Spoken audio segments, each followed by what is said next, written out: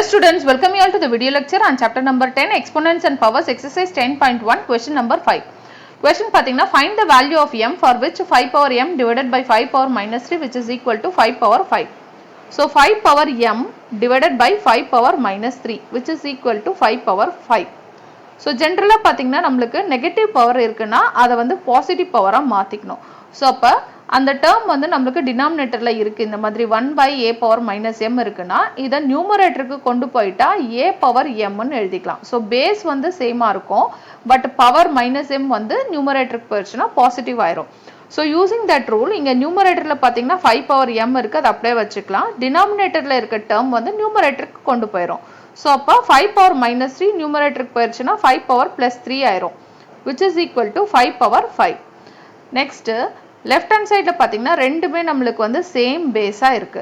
So அப்ப same base இருக்கும்போது நமக்கு ஒரு ரூல் இருக்கு a power m into a power n இந்த மாதிரி இருக்குன்னா சேம் பேஸா இருக்குன்னா பேஸை ஒரு தடவை இப்படி எழுதினா போதும் a அப்புறம் மல்டிப்ளைல இருக்கிறதுனால இந்த பவர் வந்து நம்ம அடிஷன்ல எழுதணும் m plus n இந்த மாதிரி எழுதலாம்.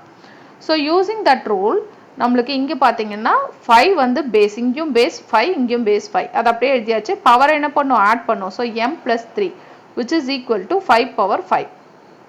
Next இங்கேயும் பேஸ் வந்து 5 தான் இங்கேயும் பேஸ் வந்து 5 தான் அப்ப கண்டிப்பா இங்க இருக்க பவரும் இங்க இருக்க பவரும் ஈக்குவலா இருக்கணும்.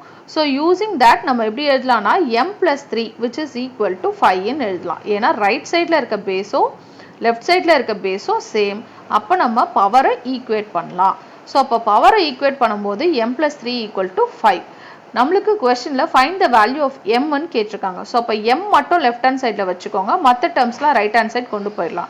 சோ ரைட் சைடுல 5 இருக்கு +3 ரைட் சைடு போயும்போது -3 ஆயிரும். சோ 5 - 3 என்ன 2. சோ அப்ப ஃபைனல் ஆன்சர் பாத்தீங்கன்னா 5th ப்ராப்ளம்க்கு m is equal to 2. Thank you. Thanks for watching.